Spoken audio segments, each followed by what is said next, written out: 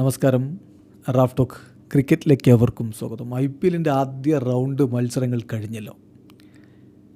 എല്ലാ റൗണ്ടുകൾക്ക് ശേഷവും നമ്മളൊരു പവർ റാങ്കിങ് അവതരിപ്പിക്കും. കഴിഞ്ഞ സീസണുകളിലൊക്കെ IPLന് നമ്മൾ അങ്ങനെ ചെയ്തിട്ടുണ്ട്. അന്നൊക്കെ നമ്മൾ ഫോളോ ചെയ്യുന്നവർക്ക് ഈ കാര്യം അറിയാവുന്നതുമാണ്. ഏതായാലും ഇപ്പോൾ ആദ്യ റൗണ്ട് കഴിയുമ്പോഴുള്ള പവർ റാങ്കിങ്ങിലേക്ക് നമ്മൾ കടക്കുന്നതിന് മുമ്പ് ഇപ്പോഴത്തെ പോയിൻ്റ് പട്ടിക നമ്മൾ നോക്കുകയാണ്. നിലവിൽ ആദ്യ റൗണ്ടിൽ വിജയിച്ച 5 ടീമുകൾ SRHും RCBയും PBKSും CSKയും DCയുമാണ്. ഇതിൽ റൺ റേറ്റിൻ്റെ അടിസ്ഥാനത്തിൽ SRH ഒന്നാമതും RCB രണ്ടാമതും PBKS മൂന്നാമതും CSK നാലാമതും DC അഞ്ചാമതുമാണ്. അതേസമയം ബാക്കി ടീമുകൾ LSG, MI, GT, KKR, RR ടീമുകൾ ആദ്യ കളികൾ തോറ്റു, 0 പോയിൻ്റാണ്. ഈ പറഞ്ഞ പോലെ നെറ്റ് റൺ റേറ്റിൻ്റെ അടിസ്ഥാനത്തിൽ LSG 6-മതും MI 7-മതും GT 8-മതും KKR 9-മതും RR 10-മതുമാണ്. ഇനി നമ്മൾ പവർ റാങ്കിങ്ങിനെ കുറിച്ച് നിങ്ങൾക്ക് അറിയാമല്ലോ.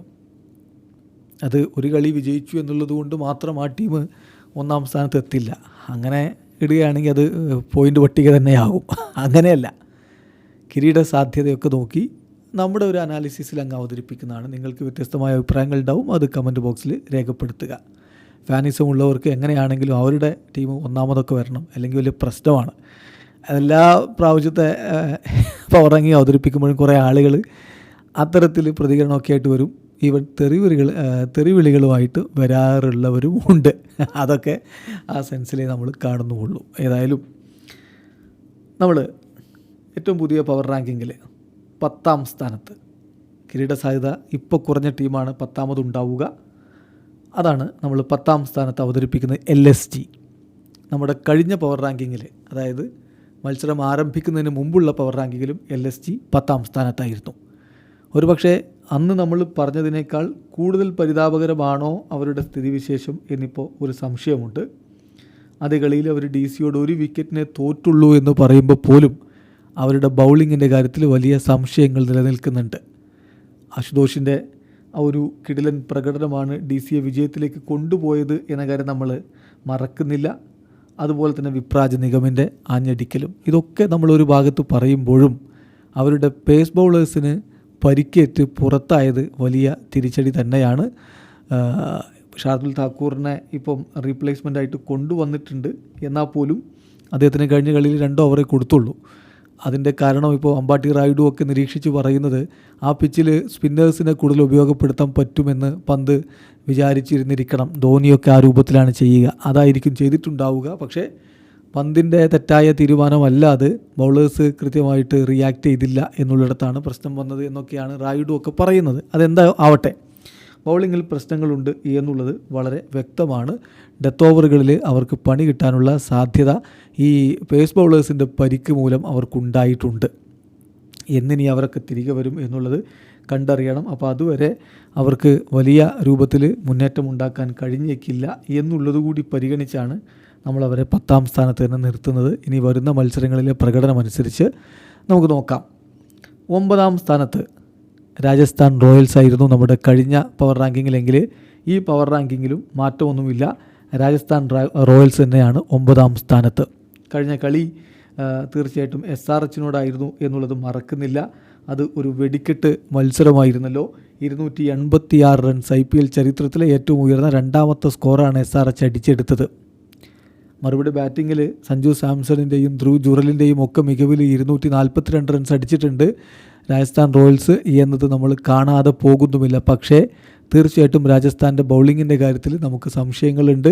ജോഫ്രെ ആർച്ചർ ക്ലിക്കായില്ലെങ്കിൽ വലിയ രൂപത്തിലുള്ള ഒരു പ്രശ്നം അവരുടെ ടീമിനുണ്ടാകും. കഴിഞ്ഞ കളിയിൽ അത് കണ്ടു. IPL ചരിത്രത്തിലെ മോസ്റ്റ് എക്സ്പെൻസീവ് ആയിട്ടുള്ള ബൗളിംഗ് സ്പെല്ലാണ് അദ്ദേഹം നടത്തിയത്. 76 റൺസാണ് വിട്ടുകൊടുത്തത്. എന്തായാലും നിലവിൽ നമ്മളവരെ 9-ാം സ്ഥാനത്ത് തന്നെ നിലനിർത്തുകയാണ്. 8-ാം സ്ഥാനത്ത് നമ്മുടെ കഴിഞ്ഞ പവർ റാങ്കിങ്ങിൽ GT ആണ് 8-ാം സ്ഥാനത്തെങ്കിൽ ഈ പവർ റാങ്കിങ്ങിലും GT തന്നെയാണ് 8-ാം സ്ഥാനത്ത് നിൽക്കുന്നത്. GT ഇപ്പോൾ ഇന്നലത്തെ മത്സരത്തിൽ അവർ പരാജയപ്പെടുകയാണ് ഉണ്ടായത്. പക്ഷേ 11 റൺസിനെ തോറ്റിട്ടുള്ളൂ എന്നൊക്കെ പറയാമെന്നേ ഉള്ളൂ. കാരണം GTയുടെ സ്വന്തം മൈതാനം, അവർക്ക് ലഭിച്ച ടോസ്, ആ ടോസിൻ്റെ ആനുകൂല്യം എടുത്തുകൊണ്ട് അവർ രണ്ടാമത് ബാറ്റ് ചെയ്യാൻ തീരുമാനിച്ചു. അവർക്ക് സാഹചര്യങ്ങളെല്ലാം അനുകൂലമായിരുന്നു. എന്നിട്ടും ആ മത്സരം വിജയിക്കാൻ കഴിയാതെ പോയി എന്നുള്ളത് നിരാശയുണ്ടാക്കുന്നത് തന്നെയാണ്. PBKS കൃത്യമായി കണക്ക് കൂട്ടി കാര്യങ്ങൾ കളിച്ചു. അങ്ങനെയാണ് PBKS വിജയിച്ച് കയറുന്നത്.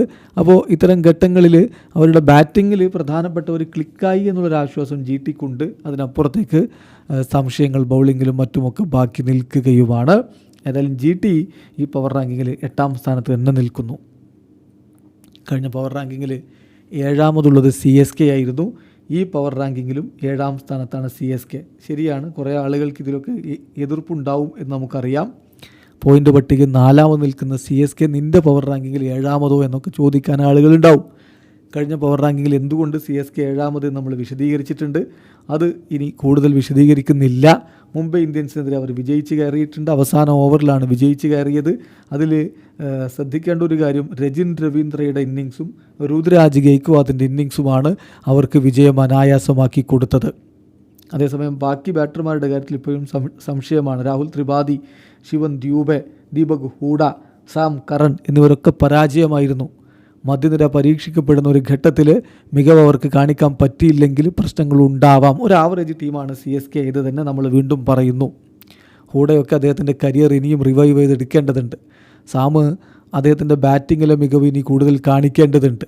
അതൊക്കെ നമ്മൾ കണ്ടറിയേണ്ടതാണ്, എങ്ങനെ പുരോഗമിക്കും എന്നുള്ളത്. പിന്നെ ചെപ്പോക്കിലെ പിച്ചിൽ അവർ കളിക്കുമ്പോൾ അവർക്ക് കൂടുതൽ കരുത്തുണ്ട് എന്നുള്ളതിൽ സംശയമൊന്നുമില്ല.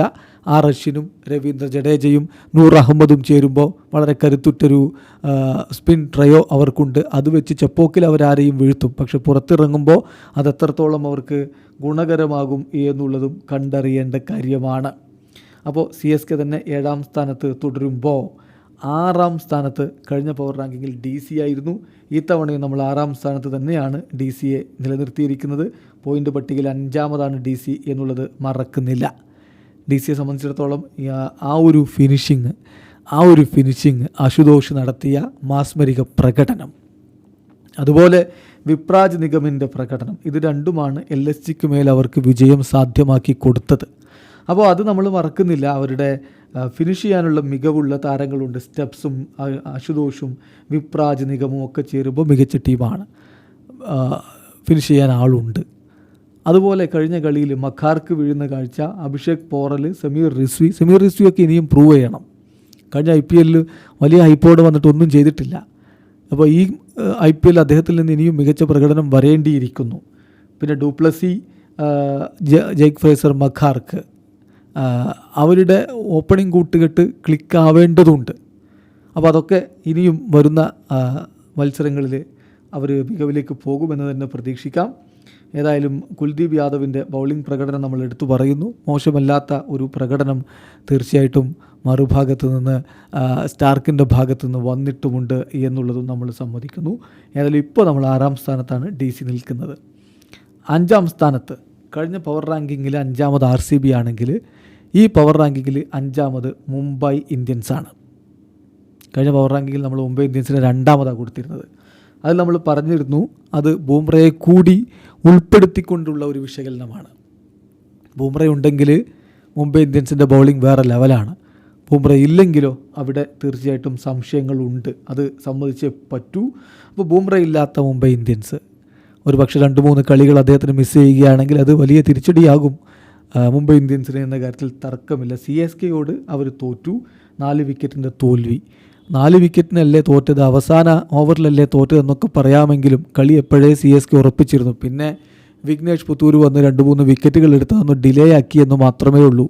ഒട്ടും വിജയസാധ്യത ആ കളിയിൽ മുംബൈ ഇന്ത്യൻസിന് ഉണ്ടായിരുന്നില്ല എന്നതാണ് യാഥാർത്ഥ്യം. ഇനിയിപ്പോൾ രോഹിത് ശർമ്മയൊക്കെ ഫോമിലേക്ക് തിരികെ എത്തേണ്ടതുണ്ട്. രോഹിത് ശർമ്മ കഴിഞ്ഞ കളിയിൽ ഡെക്കാണ്. റയാൻ റിക്കിൾട്ടൺ 13 റൺസാണ്. വിൽ ജാക്സ് 11 റൺസാണ്. സോ ടോപ്പ് ഓർഡർ ക്ലിക്ക് ആവേണ്ടതുണ്ട് എന്നർത്ഥം. അതുപോലെ കഴിഞ്ഞ കളിയിൽ ദീപക് ചാഹറുടെ ആ ഒരു വെടിക്കെട്ടാണ് 155-ലേക്കെങ്കിലും അവരെ എത്തിച്ചത്. സോ പ്രശ്നങ്ങളുണ്ട്, അത് പരിഹരിച്ച് മുന്നോട്ട് പോവേണ്ടതുണ്ട് മുംബൈക്ക്. ഹാർദിക് പാണ്ഡ്യ അടുത്ത കളിയിൽ വരുമ്പോൾ ടീം ഒന്നുകൂടി ബാലൻസ്ഡ് ആവുമെന്ന് കരുതാം. പിന്നെ ബൂംറ തിരികെ എത്തണം, എങ്കിലേ അവർക്ക് കിരീട സാധ്യത നമുക്ക് കൂടുതൽ കൽപ്പിക്കാൻ പറ്റുകയുള്ളൂ. ഇപ്പോൾ ഏതായാലും അവർ 5ാം സ്ഥാനത്താണ് നമ്മുടെ പവർ റാങ്കിങ്ങിൽ. 4-ാം സ്ഥാനത്ത് KKR. കഴിഞ്ഞ തവണ KKR ഉണ്ടായിരുന്നത് 3-ാം സ്ഥാനത്താണ് കഴിഞ്ഞ പവർ റാങ്കിങ്ങിലെങ്കിൽ ഇത്തവണ അവർ 4-ാം സ്ഥാനത്തേക്ക് വരുന്നു. കഴിഞ്ഞ തവണ SRH ആണ് 4 ഉണ്ടായിരുന്നത്. ഇപ്പോൾ KKR ആണ് 4-ാം സ്ഥാനത്തേക്ക് വരുന്നത്. KKR ഇപ്പോൾ നോക്കുക, കഴിഞ്ഞ കളി ഉദ്ഘാടന മത്സരം RCBയോട് നല്ല വൃത്തിക്ക് അവർ തോൽക്കുകയാണ് ചെയ്തത്. നല്ല വൃത്തിക്ക് തോറ്റു. കാരണം RCB വളരെ അനായാസമാണ് ആ കളി വിജയിച്ച് കയറിയത്. KKRൻ്റെ ബാറ്റിങ്ങിലൊക്കെ സംശയങ്ങൾ ഉണ്ടാക്കുന്ന തരത്തിലുള്ള ഒരു പ്രകടനമാണ് ആ കളിയിൽ ഉണ്ടായത്. അതിൽ നമ്മൾ പ്രത്യേകിച്ച് എടുത്ത് പറയേണ്ട ഒരു കാര്യം, അവർക്ക് ക്വിൻ്റൻ ഡി കോക്ക് സമീപകാലത്തൊന്നും അത്ര മികച്ച പ്രകടനമല്ല നടത്തിയിട്ടുള്ളത്. അത് നമ്മൾ ആദ്യത്തെ നമ്മുടെ പവർ റാങ്കിങ്ങിലും പറഞ്ഞ കാര്യമാണ്. അത് അതേപോലെ തന്നെ ഇപ്പോൾ 4 റൺസാണ് കഴിഞ്ഞ കളിയിലെടുത്തത്. ആ ടച്ച് അദ്ദേഹത്തിന് ഇപ്പോൾ പഴയ പോലെ ഉണ്ടോ എന്ന് ഒരു സംശയമാണ്. നാരായൺ കുറച്ച് സമയം സ്പെൻഡ് ചെയ്തെങ്കിലും പിന്നീട് അടിച്ചു. അജിങ്ക്യ രഹാനയുടെ ഫോമും മികച്ചതാണ്. പക്ഷേ വെങ്കിടേഷ് അയ്യർ കഴിഞ്ഞ കളിയിൽ മോശമായി. രഘുവംശിയുടെ ഒരു 30 റൺസ് ഉണ്ടായിരുന്നു, റിങ്കു 12. റസൽ ഇനി ഫോമിലേക്ക് എത്തേണ്ടതുണ്ട്. സമീപകാലത്ത് അത്ര മികച്ച ഫോമിലല്ല റസൽ എന്ന കാര്യം ഓർക്കുക. അപ്പോൾ അങ്ങനെയൊക്കെ നോക്കുമ്പോൾ കഴിഞ്ഞ തവണത്തെ ഒരു ശക്തി ഇത്തവണത്തെ അവരുടെ ടീമിനില്ലേ എന്നത് സംശയമാണ്. അതുപോലെ തന്നെ പേസ് ബൗളിംഗ് യൂണിറ്റിനെ കുറിച്ച് ഇന്നലെ അജിങ്ക്യ രഹാന സംസാരിക്കുകയും ചെയ്തു. കഴിഞ്ഞ തവണത്തെ പോലെയല്ല, ഒരല്പം ഇൻഎക്സ്പീരിയൻസ്ഡ് ആയിട്ടുള്ള പേസ് ബൗളിംഗ് യൂണിറ്റ് ആണ് എന്ന് അദ്ദേഹം സമ്മതിക്കുന്നുണ്ട്. എങ്കിലും അർഷിദ് റാണയൊക്കെ അടങ്ങുന്ന ടീം മികച്ച പ്രകടനം നടത്തുമെന്ന് അദ്ദേഹം പ്രതീക്ഷിക്കുകയാണ്. അപ്പോൾ ചുരുക്കത്തിൽ ചെറിയ പ്രശ്നങ്ങൾ അവിടെ ഇവിടെയൊക്കെ ഉണ്ട്. ഇപ്പം വരുൺ ചക്രവർത്തിയെ ടാർഗറ്റ് ചെയ്ത് അടിക്കാൻ എതിർ ടീമുകൾ തീരുമാനിച്ചു കഴിഞ്ഞാൽ അത് KKRൻ്റെ പദ്ധതികൾക്ക് കോട്ടം തട്ടുന്ന ഒരു സ്ഥിതിവിശേഷവും സംജാതമാക്കുന്നുണ്ട്. അപ്പം KKR ഏതായാലും നമ്മുടെ പവർ റാങ്കിങ്ങിൽ 4-ാം സ്ഥാനത്ത് വരുന്നു. SRH ആണ് 3-ാം സ്ഥാനത്ത്. കഴിഞ്ഞ പവർ റാങ്കിങ്ങിൽ 4-ാമതാണ് നമ്മൾ SRHനെ കൊടുത്തിരുന്നതെങ്കിൽ ഇത്തവണ പവർ റാങ്കിങ്ങിൽ 3-ാം സ്ഥാനത്തേക്ക് അവർ കയറിയിട്ടുണ്ട്. SRH കഴിഞ്ഞ സീസണിലൊക്കെ പോലെ തന്നെ അൾട്രാ അഗ്രസീവ് അപ്രോച്ചുമായിട്ടാണ് വരുന്നത്. വെടിക്കെട്ട് പൊടി പൂരം അത് തന്നെയാണ് അവർ വീണ്ടും നടത്തിയിരിക്കുന്നത്. ഇപ്പോൾ നോക്കുക, കഴിഞ്ഞ കളിയിൽ രാജസ്ഥാൻ റോയൽസിനെതിരെ എന്തൊരു പ്രകടനമാണ് അവരുടെ ബാറ്റർമാർ നടത്തിയിരുന്നത്. പക്ഷേ അതുപോലെ തന്നെ തിരിച്ചും പണി കൊടുത്തു കളഞ്ഞു രാജസ്ഥാൻ റോയൽസ് എന്നുള്ളതാണ്.